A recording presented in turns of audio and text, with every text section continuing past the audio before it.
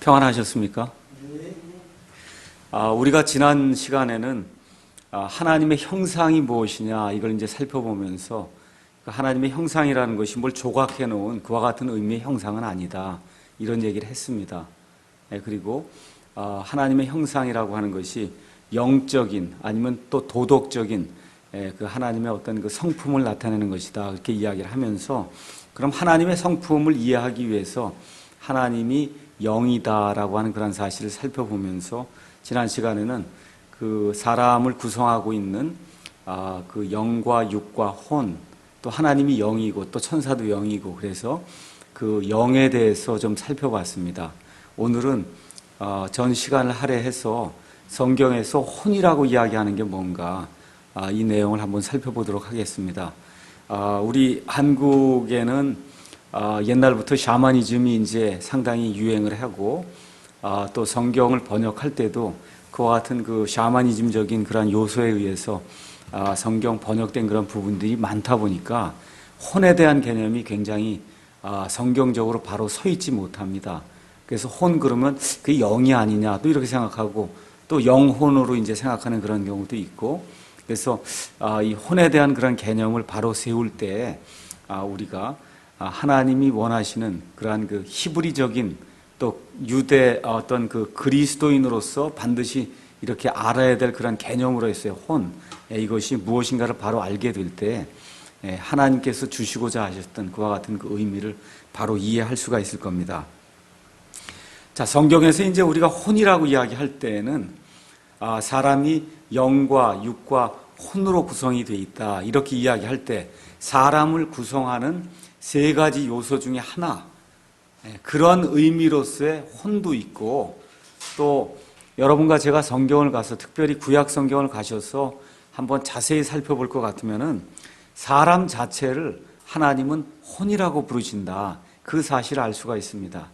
그래서 세 사람을 구성하는 세 요소 중에 하나인 다시 말씀드리면은 자기를 의식해 사람이 자기를 의식하는 기관 그런 의미의 혼도 있고 그 다음에 하나님께서 사람을 보실 때 사람 자체를 혼으로 보신다고 하는 그런 의미의 혼도 있습니다. 그래서 혼으로 번역된 히브리어 단어는 네페시라고 하는 그런 단어인데 이 네페시라고 하는 그런 단어가 구약 성경에 약 755회가 나오는데 그 중에 428회는 혼으로 번역이 됐고 그 다음에 117회는 생명으로 번역이 됐습니다. 그래서 네페시라고 하는 그런 단어의 그 번역된 용례를 보니까 대부분 혼 아니면 생명으로 번역되었다는 사실을 우리가 알 수가 있습니다. 또한 신약 성경으로 올 것 같으면은 푸스케라고 하는 그런 단어가 혼 또는 생명으로 번역이 돼서 히브리어 네페시에 상응하는 그와 같은 단어라고 하는 사실을 알 수가 있습니다. 먼저 우리가 예수님을 왜 믿느냐? 누군가 이렇게 물으면은 우리의 혼이 영원토록 없어지지 않기 때문에 예수님을 믿는다. 그렇게 이야기할 수가 있습니다. 이거를 한마디로 혼의 불멸이다. 그렇게 이야기합니다. 그래서 혼의 불멸은 기독교의 기본 되는 그런 교리이며 고대 아브라함과 그 다음에 야곱과 이삭과 같은 그런 족장들은 이 혼이 불멸한다고 하는 이런 진리를 확신하면서 이 땅에서 사는 가운데 앞으로 다가오는 그러한 영원한 삶을 고대하고 그 안에서 약속들을 받아들였습니다. 우리가 사무엘기상 28장 13절에서 15절에 있는 말씀을 잠깐 살펴보면 사무엘기상 28장에는 엔돌에 있는 그 여자 무당이 사무엘이라고 하는 이미 죽었던 그 대언자를 불러들이는 그와 같은 대목이 나옵니다. 그래서 거기에 가서 보면 이 무당이 사무엘을 이제 들어 올리게 되는 그런 대목 중에서 사울이 이제 이야기하는 그런 대목이 나오죠. 사울이 그 여자에게 이르되 어떠한 그 신들 같은 그 모양을 한 사람들이 신들이 땅 속에서 올라가는 것을 내가 봅니다. 그렇게 얘기를 할 때 그의 모양이 어떠하냐 하고 물으니까 그 여자가 이르되 한 노인이 올라오는데 그가 겉옷을 입었나이다 하니라. 사울이 그가 사무엘인 줄 알고 자기 얼굴을 숙여 땅에 대고 절하니라. 이렇게 되면서 15절부터 사무엘과 사울이 이렇게 대화를 나누는 그와 같은 장면이 기록되어 있습니다. 원래 죽은 사람을 이렇게 불러서 땅속에서 데리고 오는 것은 하나님이 허락하지 않은 일입니다. 그런데 하나님께서 특별하게, 성경에 보면 특별하게 하나님께서 허용하시는 그런 경우가 가끔씩 있습니다. 나귀가 말을 할 수 없는데 민수기 22장에 가서 보면 나귀가 하나님이 허락하시니까 특별한 경우에 한 번 짐승인데 말을 하는 그런 경우가 나오거든요. 지금 이 경우에도 죽은 사람을 불러내는 것이 합당치 않은 일인데도 불구하고 하나님께서 사울에게 그의 왕국이 이제 그에게서 떠나게 되고 그가 죽을 것이라고 하는 그와 같은 사실을 보여주시기 위해서 단 한 번 죽은 사람, 이 사무엘을 다시 이렇게 불러서 대화하게 하는 그와 같은 대목이 나옵니다. 이 대목을 가만 보시면은 사무엘이라는 사람이 이미 죽었음에도 불구하고 육신적으로는 죽어 있어요. 근데 사무엘은 죽지 않았다는 겁니다. 사무엘의 몸은 죽었지만 사무엘이라고 하는 그 사람 자체는 아직 살아있다고 하는 사실을 성경을 통해서 우리가 알 수가 있습니다. 사무엘기하 12장 23절에 가서 보면은 이 다윗이 밧세바하고 간음을 해서 아이를 낳았는데 그 아이가 이제 죽는 대목이 나옵니다. 그 아이가 죽게 되니까 다윗이 내가 어떻게 그를 내게로 다시 불러오겠느냐 그렇게 이야기하죠. 그는 내게로 올 수 없으나 나는 그에게로 간다 라고 이야기하면서 다윗이 그에게로 간다 이거예요. 그럼 다윗이 어디로 갑니까? 나중에 죽어서. 우리 지금식으로 얘기하면 천국이고 구약식으로 이야기하면 아브라함의 품으로 가는 거거든요. 낙원이라고 불리는 그런 아브라함의 품으로 가는 건데, 그래서 자기 아들이 죽었지만 그 자기 아들이 몸은 죽었지만 그 자기 아들의 그 혼은 살아있고 영은 살아있어서 자기가 그 아들을 만나러 가게 될 것이다 라고 고백하는 그와 같은 대목이 나옵니다. 또 욥기 19장 25절 가서 보면 상당히 그 중요한 대목인데, 욥이 나중에 살아서 이 땅에서 구속자를 볼 것이다 라고 하는 그러한 그 대목이 이제 그 안에 기록이 되어 있습니다. 욥기 19장 25절 26절에 가서 보니까 내 구속자께서 살아계시는 것을 내가 아노니 마지막 날에 그분께서 땅 위에 서시리라. 내 살갗의 벌레들이 이 몸을 멸할지라도, 그러니까 몸은 썩어 없어진다 이거예요. 내가 여전히 내 육체 안에서 하나님을 보리라 이렇게 기록이 되어 있습니다. 육체 안에서 육신을 입고, 그래서 다시 말씀드려서 나중에 부활한 그런 몸을 입고 그리고 그분을 볼 것이다 그렇게 이야기하고 있죠. 내 콩팥이 내 속에서 소멸될지라도 내가 직접 그분을 보리니 다른 것이 아니요 내 눈이 바라보리로다. 이렇게 아주 놀라운 그 욥의 부활의 그 믿음에 대해서 고백한 그런 말씀이 이 안에 기록이 되어 있습니다. 그래서 욥이 죽는다 할지라도 자기의 몸은 썩어 없어질지 모르지만 욥이라고 하는 그 사람 자체, 욥의 그 혼, 그것 자체는 결코 없어지지 않는다는 그와 같은 사실을 이 성경 기록을 통해서 우리가 알 수가 있습니다. 또 마태복음 22장 32절에 가서 보니까 예수님께서 직접 말씀해 주시죠. 하나님은 산자의 하나님이고 죽은 자의 하나님이 아니다. 이 사실을 보여주시기 위해서 하나님은 아브라함의 하나님이요, 그 다음에 이삭의 하나님이요 야곱의 하나님이다 그렇게 말씀하십니다. 아브라함과 이삭과 야곱이 예수님 오시기 약 2000년 전에 죽은 사람이에요. 근데 뭐라 그래요? 하나님은 죽은 자의 하나님이 아니라 산 자의 하나님이다. 아브라함이 몸이 2000년 전에 죽어서 없어졌을지라도 아브라함이라고 하는 사람 그 자체, 아브라함의 혼, 이삭의 혼, 야곱의 혼, 그 혼은 멸망되지 않고 아직도 그냥 살아남아서 하나님과 함께 거하고 있다. 그 사실을 보여주는 내용이 마태복음 22장 32절에 기록이 되어 있습니다. 그래서 우리 주님은 혼의 불멸 그리고 혼의 소중함 등을 몸소 보여주셨습니다. 마태복음 10장 28절에는 아주 중요한 그런 내용의 말씀이 들어있습니다. 한번 가서 잠깐 살펴보겠습니다. 우리 예수님께서 직접 말씀해 주신 거예요.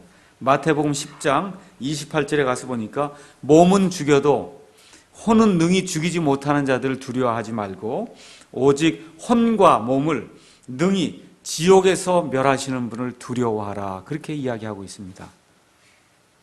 그래서 우리 예수님께서 이 혼이라고 하는 것이 얼마나 귀중한 것인가, 이 내용에 대해서 말씀해 주시는 것이 이 안에 기록이 되어 있고 16장 26절에도 또 우리 예수님이 혼이 얼마나 귀중한 것인가에 대해서 설명하는 그런 내용이 들어 있습니다. 16장 26절 제가 읽어보니까 사람이 만일 온 세상을 얻고도 자기 혼을 잃으면 그에게 무슨 유익이 있느냐? 사람이 무엇을 주어 자기 혼을 대신하게 하겠느냐?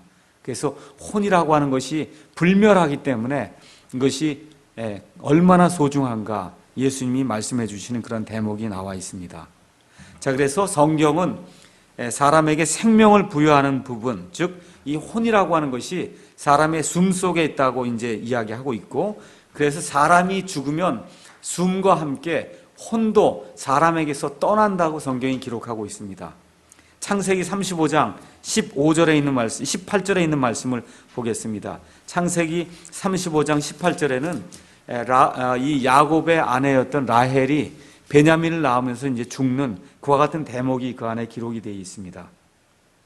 35장 18절 가서 보니까 그녀의 혼이 떠나려 할 때 라헬이 이제 죽으려고 그래갖고 라헬의 혼이 떠나려 할 때 이는 그녀가 죽었기 때문이더라. 그녀가 그의 이름을 베논이라 하였으나 그의 아버지가 그를 베냐민이라 하였더라. 이렇게 기록이 되어 있습니다. 그래서 사람이 죽게 되면 그러면 사람의 이 숨 속에 숨과 함께 거하고 있는 이 혼도 사람을 떠납니다. 영도 사람을 떠납니다. 그래서 우리가 육신적으로 죽는다. 하여튼 성경에서 나오는 죽음이라고 하는 그런 단어는 항상 분리를 이야기하고 있다는 사실 저와 여러분이 기억하시면 좋겠습니다. 그래서 사람이 몸이 죽는다. 그 이야기는 사람이 영과 육과 혼으로 이렇게 구성이 되어 있는데 사람이 몸이 죽으면 육이 죽게 되면 그러면 그 사람 안에 있던 영과 혼이 몸에서 이렇게 분리가 돼서 그래서 하나님께로 올라가는 그와 같은 사실을 성경은 죽는다고 이야기합니다. 맨 마지막에 이제 가서 보시면 예수님을 믿지 않고 예수님 밖에서 죽은 사람들이 크고 흰 왕좌 앞에서 심판을 받은 다음에 둘째 사망에 처해지게 되거든요. 그래서 둘째 사망이에요. 그 둘째 사망은 영원토록 하나님을 떠나서 하나님과 분리되어 있는 그와 같은 상태를 둘째 사망이라 그럽니다. 여러분, 둘째 사망이라 그러니까 사망 그러니까 이 사람들이 완전히 죽어서 없어지나 보다 하는데 죽어서 없어지는 게 아니에요. 영원토록 게헨나라고 하는 활활 타오르는 그런 불 속에서 영원토록 삽니다. 근데 그걸 둘째 사망이라 그러거든요. 왜 그러냐 하면 하나님과 하나님의 임재를 떠나서 하나님과 완전히 분리된 상태에서 하나님을 보지 못한 채 영원 속에서 하나님과 떠나서 살아야 되기 때문에 그거를 둘째 사망이라고 이야기하는 겁니다. 그래서 혼이 또 영이 사람의 몸과 분리가 돼서 사람이 죽을 때 떠나는 것, 이와 같은 것을 지금 성경이 가르치고 있습니다. 그래서 히브리어 또 그리스어 성경에서 사람을 가리키는 혼이라는 말은 종종 생명 아니면 호흡 등으로 번역되곤 했습니다. 창세기 7장 15절, 시간이 없으니까 다 찾아볼 수는 없고요. 시편 104편 29절, 또 사도행전 17장 25절 이런 데 가서 살펴보시면 이 내용을 확인해 볼 수 있습니다. 그래서 사람과 짐승 모두에게 생명이 있습니다. 공통으로 다 생명이 있습니다. 그런데 짐승의 경우 몸과 함께 사라지는 생명 외에 사람 속에는 사람의 생각과 사람의 어떠한 그 사랑과 사고를 지배하는 불멸의 혼이 있습니다. 그래서 예수 믿는 이유는 이 불멸의 혼이 게헨나 불 속에 들어가지 않도록 하기 위해서 우리 하나님의 임재 앞에서 이 불멸의 혼이 거할 수 있도록 하기 위해서 하나님께서 마련해 주신 우리 주 예수 그리스도를 통해서 우리가 구원을 받고자 하는 겁니다. 그래서 이 혼이라고 하는 것, 불멸의 혼 때문에 사람은 짐승과 확연히 구별되는 겁니다. 그래서 짐승도 생명이라고 하는 그런 차원의 혼이 있느냐? 그렇게 이야기할 때는 혼이 있습니다. 그런데 불멸의 혼이 아니에요.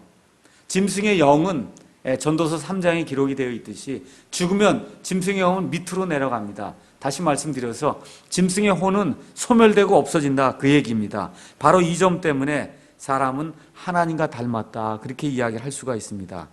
창세기 1장 26절 또 창세기 2장 7절에 가서 보면은 하나님께서 하나님의 형상으로 또 하나님의 모습으로 사람을 만들었다라고 이야기할 때 어떤 점 때문에 그러냐 하면 불멸한다는 거예요. 사람의 혼이 불멸한다고 하는 그와 같은 차원에서 우리 사람은 하나님을 닮았다.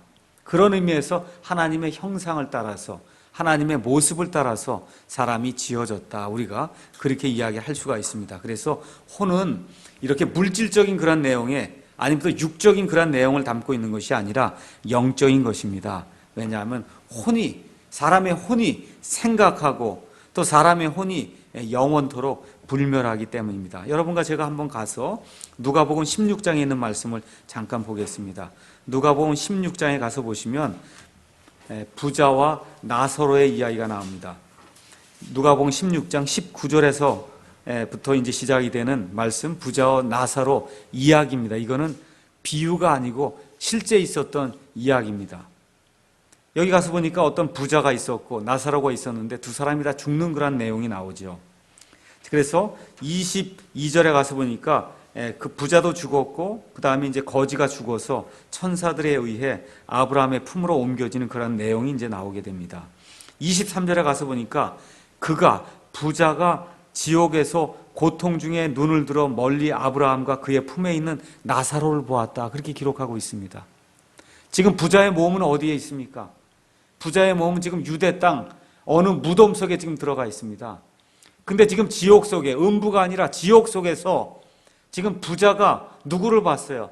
아브라함과 그 다음에 또 누구를 봤습니까? 나사로를 봤단 말이에요. 나사로가 형태가 없는 그와 같은 사람이었다면 어떻게 나사로를 알아볼 수 있겠습니까? 아브라함이 아무 형태가 없는 유령같이 둥둥 떠돌아다닌 그런 존재였다면 어떻게 알 수가 있습니까? 지금 여기 있는 것은 누구예요? 부자의 혼입니다. 아브라함의 혼입니다.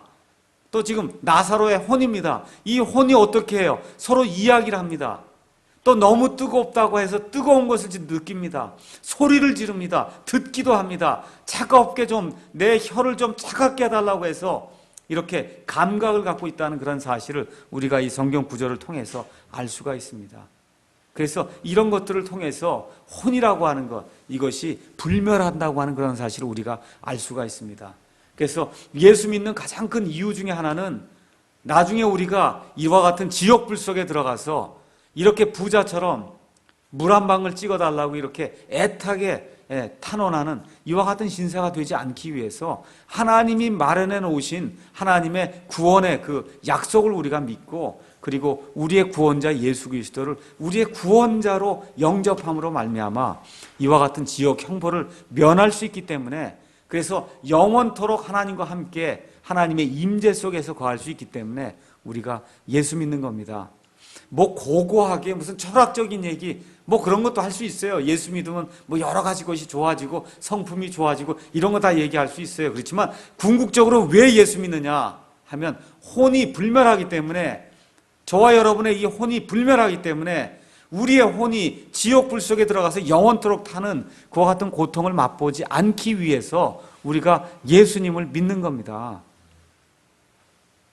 그 말씀이 이 성경에 기록이 되어 있기 때문에 이 하나님의 말씀이 진리이기 때문에 우리가 이걸 보고 믿는 것이 아니라 하나님의 말씀이 진리이기 때문에 이 하나님의 말씀이 우리 가운데서 직관적으로 이것이 진리라고 느껴지기 때문에 그래서 하나님의 영을 통해서 이 말씀이 진리라고 하는 것을 우리가 알고 있기 때문에 우리가 이 말씀을 믿는 겁니다.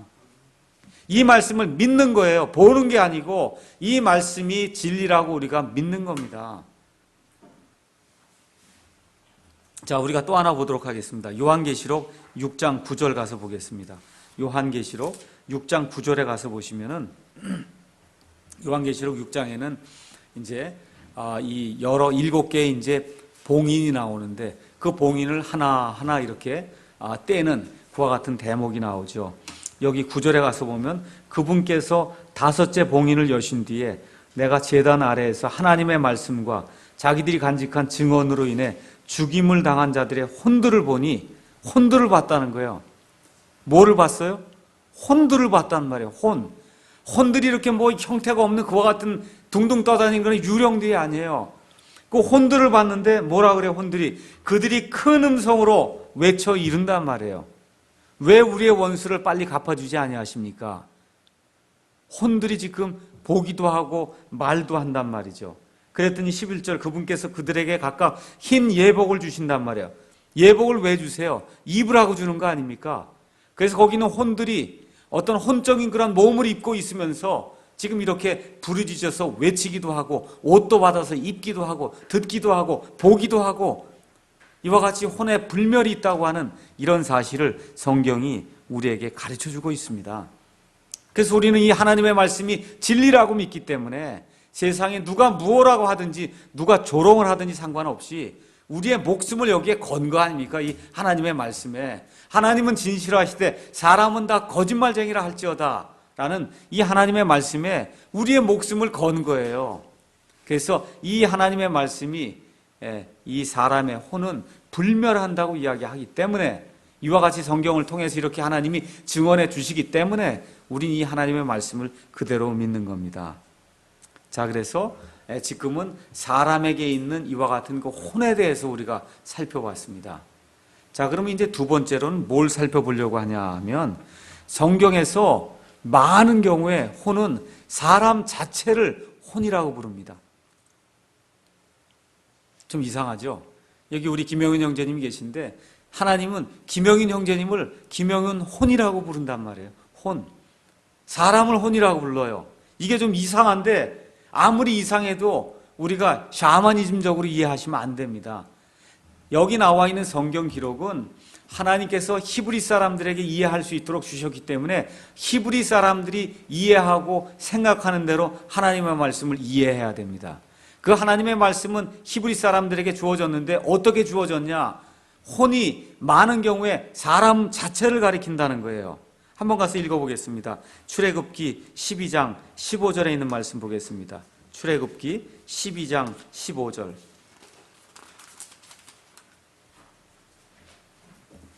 여기 가서 보면 출애굽 사건이 이제 일어날 때 하나님께서 누룩이 들어가지 않은 그런 빵을 먹으라고 하는 그와 같은 대목에 대해서 이제 말씀하시는데요. 너희는 이레 동안 누룩 없는 빵을 먹을 것이요 첫째 날에 너희 집에서 누룩을 제거할지니 누구든지 첫째 날부터 일곱째 날까지 누룩 있는 빵을 먹는 혼은 이스라엘에서 끊어지리라. 여기 분명히 히브리 말에 네펫이라고 기록이 되어 있기 때문에 이거는 혼이라고 번역을 해야 됩니다. 근데 우리 개역 성경에서는 이걸 다 자루 번역을 했거든요. 이렇게 하다 보니까 성경이 사람을 혼이라고 부른다고 하는 사실을 우리나라 성경으로는 이해할 수가 없습니다. 이걸 다 자루 번역을 해놨기 때문에. 그렇지만 우리가 하나님의 말씀은 있는 그대로 순수하게 정직하게 번역을 해야 됩니다. 우리가 한 구절만 더 읽어보겠습니다. 창세기 17장 14절 가서 보겠습니다. 창세기 17장 14절에 가서 보면 할례 받는 그와 같은 대목이 나옵니다. 창세기 17장에서 하나님께서 아브라함이 99세였을 때 너와 내 모든 씨는 할례를 받으라, 포피의 살에 할례를 받으라고 명령을 주십니다. 그 명령을 할 때 14절에 가서 보니까 포피의 살을 베어내지 아니하여 할례를 받지 않은 사내 아이 곧 그 혼은 그 자나 그 사람이 아니에요. 그 혼은 자기 백성에게서 끊어지리니 그는 내 언약을 범하였느니라. 이렇게 기록이 되어 있습니다. 그래서 구약 성경을 가서 보시면 아까 제가 말씀드렸듯이 혼이라고 하는 단어가 428회로 이렇게 번역이 되어 있어요. 428번이나 나오는데 개역 성경은 그 중에 대부분을 자 아니면 사람 이렇게 번역을 해놨습니다. 이렇게 번역을 하다 보니까 개역 성경을 읽다 보면 하나님께서 말씀하신 그 의미를 제대로 깨달아 알 수가 없습니다. 있는 그대로 번역을 해야 그래야 하나님이 사람을 혼으로 여기시는구나, 그 사실을 우리가 이해할 수가 있습니다. 그래서 사도행전에 이제 가서 한번 보시죠. 사도행전 2장 41절도 가서 보시면은 하나님이 사람을 이렇게 구원하는 것을 뭐라고 이제 기록해 놓냐. 2장 41절 가서 잠깐 보겠습니다. 이제 베드로가 오순절 날에 하나님의 말씀을 선포할 때 많은 사람들이 구원받는 그런 대목이 이 안에 기록이 되어 있습니다. 41절에 보면 그때 그의 말을 기쁘게 받아들인 사람들이 침례를 받음에 바로 그날에 3,000혼 가량이 그들에게 더해지니라. 3,000명이 아니고 3,000사람이 아니라 3,000혼가량이 그들에게 더해졌다는 겁니다. 이게 좀 이상하지 않습니까? 우리말로는 이상해요. 왜 그러냐 하면 우리는 샤머니즘적으로 이렇게 문화가 형성이 되다 보니까 사람을 혼이라고 부르지 않습니다. 중국 사람도 사람을 혼이라고 부르지 않아요.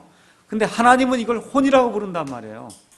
그래서 하나님께서는 그날 구원받은 그 사람을 혼이라고 불러요. 혼. 그래서 우리가 이제 미국에서 전도하러 갑시다 그렇게 얘기하면 영어로 soul winning을 한다 그래요. soul winning. 다시 말씀드려서 혼들을 데려온다 그런 얘기입니다. 혼들을 데려온다. 그래서 밖에 나가서 전도하는 거를 혼들을 하나님께로 이끄는 것이다 그렇게 불러요. 그래서 soul winning이라고 그럽니다. soul. 그 뭘 얘기하는 거냐 하면 soul이 혼이라고 하는 그런 단어가 사람 자체를 이야기한다는 겁니다. 자, 그래서 사도행전 2장 잠언 11장 30절 가서 보시면은 잠언 11장 30절 거기에도 아주 그 재미있는 그런 내용이 나와 있습니다. 하나님께서 어떤 사람이 지혜로운 자냐 그렇게 이야기하시냐면 30절에 의로운 자의 열매는 생명나무니 혼들을 얻는 자는 지혜로우니라. 그래서 혼들을 하나님께로 얻는 사람 아니면 혼들을 움직여서 자기 뜻대로 이렇게 할 수 있도록 만드는 그와 같은 사람, 이와 같은 사람들은 지혜로운 사람이다. 지혜로운 사람이라는 거예요.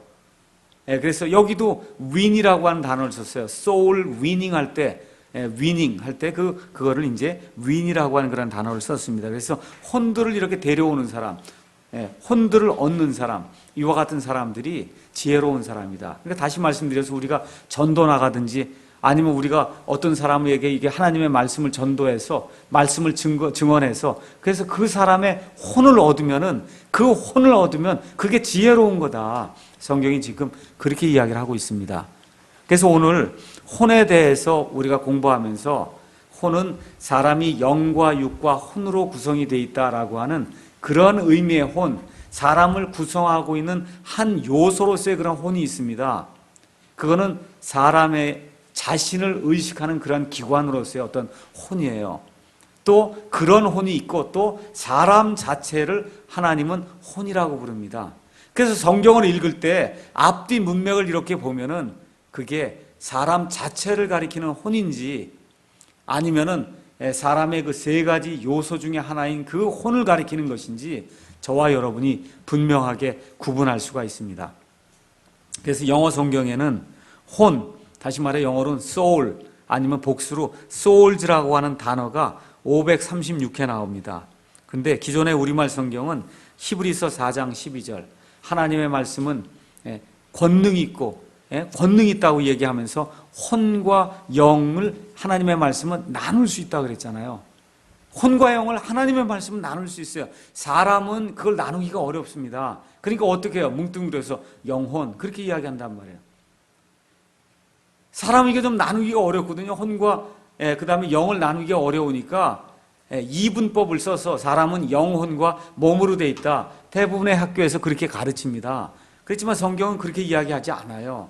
하나님의 말씀은 권능이 있단 말이에요. 살아있고 권능이 있어서 양날 달린 어떤 검보다도 예리해서 그 검으로 다 쫙 자르면 혼과 그 다음에 영이 둘로 쫙 나눠질 수 있다는 겁니다.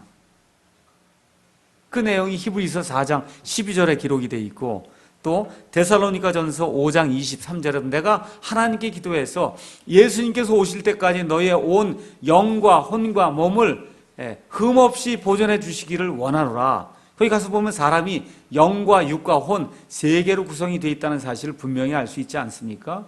그래서 이렇게 영과 육과 혼이 분명하게 기록이 되어 있어서 이거를 뭉뚱그려서 사용할 수 없는 경우, 이런 경우에서만 개역성경은 이렇게 영과 혼을 이렇게 구분하고 있고 나머지 대부분의 경우에서는 영과 혼을 이렇게 뭉뚱그려서 영혼으로 표현하고 있고 또 그렇지 않은 경우에는 혼을 이렇게 어떤 자, 어떤 사람 이와 같은 식으로 번역을 해갖고 그래서 성경이 이야기해 주려고 하는 그런 혼의 개념을 모호하게 이제 만들어 놓았습니다. 이 내용을 여러분과 제가 기억을 하시면은 이제 혼에 대한 것은 어느 정도 이해가 되실 겁니다. 자, 그러면 영과 혼에 대해서 결론을 잠깐 내리도록 하겠습니다. 사람은 영과 육과 혼을 가지고 있습니다.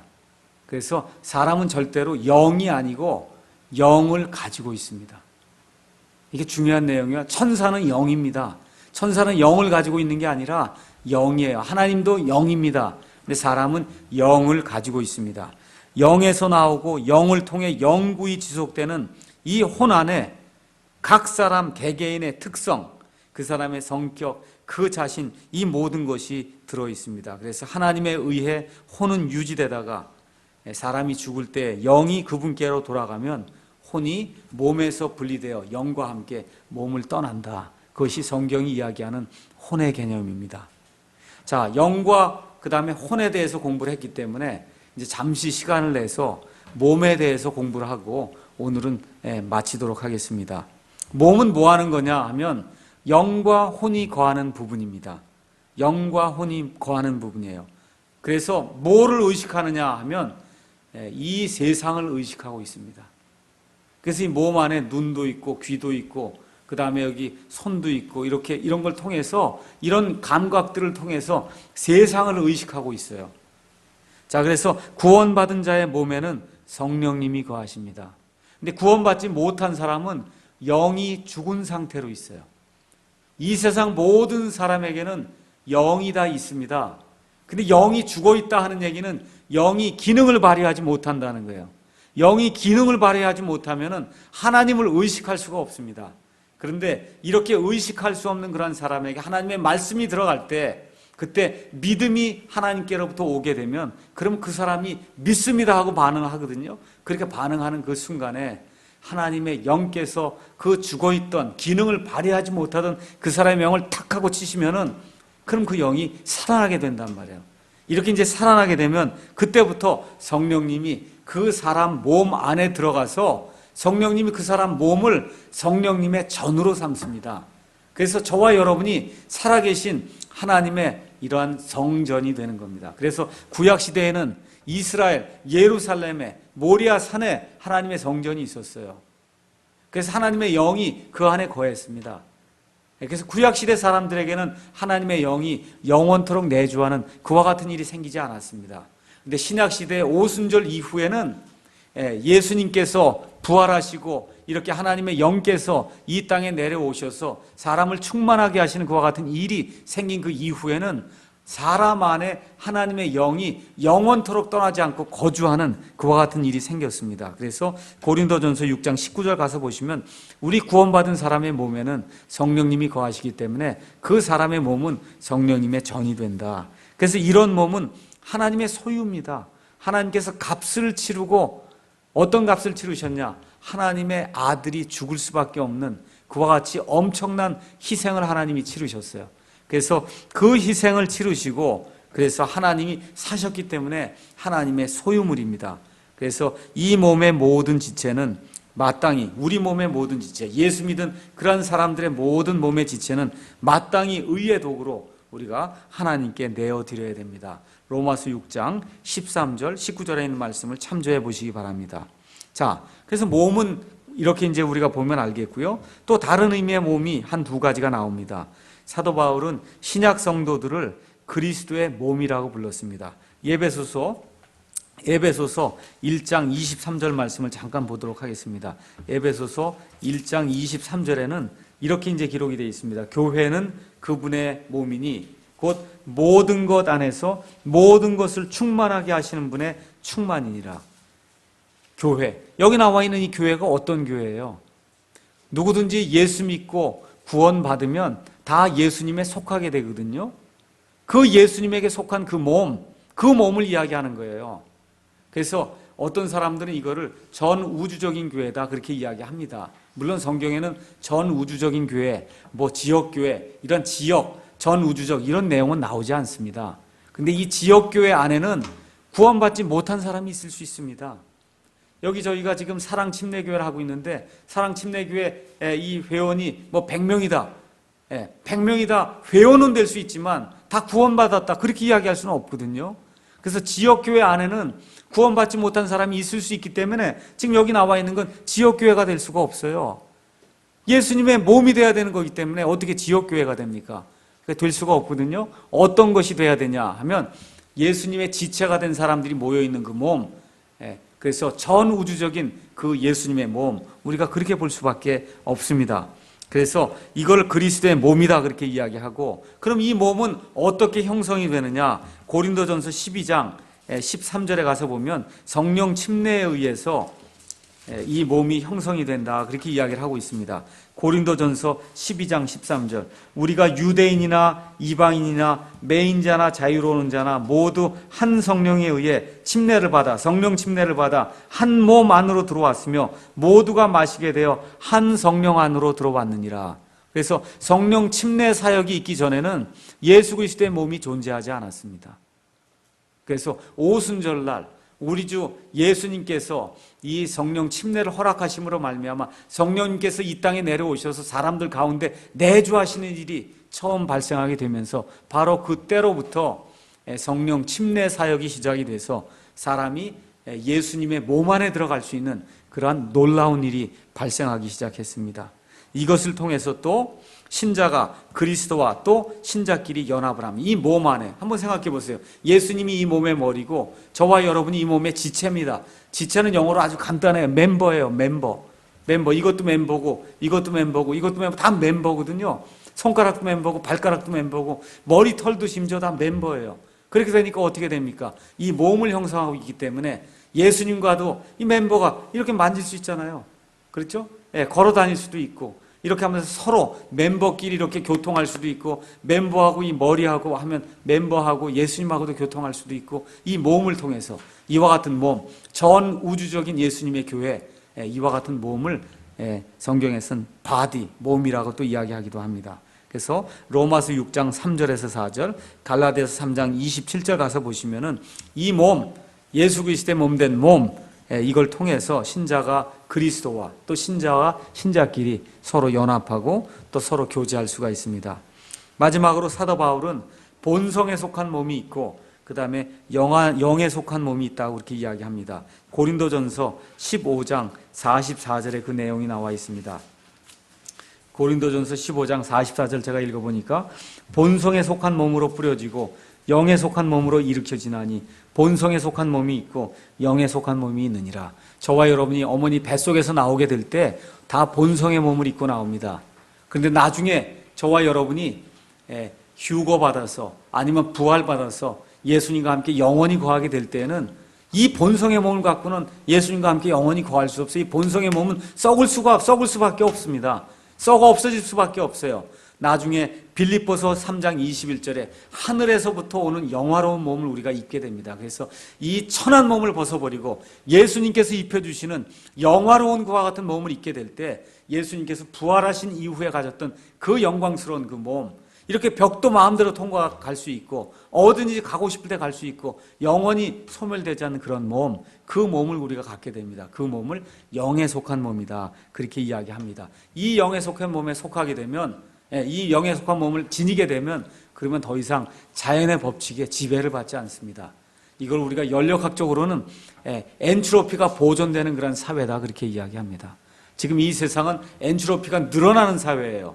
반드시 엔트로피가 확장이 돼야 됩니다. 근데 앞으로 저와 여러분이 가서 살게 될 그 천국에서는 엔트로피가 보존이 돼요. 에너지도 보존이 되고, 그래서 이와 같은 사회 속에 우리가 들어가게 될 때는 이 몸을 벗어버려야 되면, 이 본성에 속한 몸을 벗어버리고 하늘에서부터 우리 주 예수님께서 입혀주시는 그 몸, 그 예수님과 같이 똑같이 되는 그와 같은 그 몸을 우리가 입고 나중에 하나님 앞에서, 하나님의 임재 앞에서 영원토록 살게 될 것입니다. 자, 그러면 이걸 통해서 이제 하나님의 형상과 모습에 대한 결론을 말씀드리겠습니다. 하나님의 형상과 모습은 사람에게 짐승과는 다른 도덕적, 영적인 특징이 있다는 것을 보여주고 있습니다. 그래서 사람은 영과 특별히 혼이라고 하는 것이 있다고 하는 사실, 이걸 여러분이 기억하시고, 짐승에게도 물론 이러한 짐승에도 물론 영이 있어요. 숨이라고 하는 그런 차원의 영이 있고 또 생명이라는 그런 차원의 혼이 있지만 이것은 사람의 것과는 완전히 다릅니다. 왜냐? 사람의 것은 하나님의 형상과 하나님의 모습으로 지어졌기 때문입니다. 오늘은 여기까지 하도록 하겠습니다.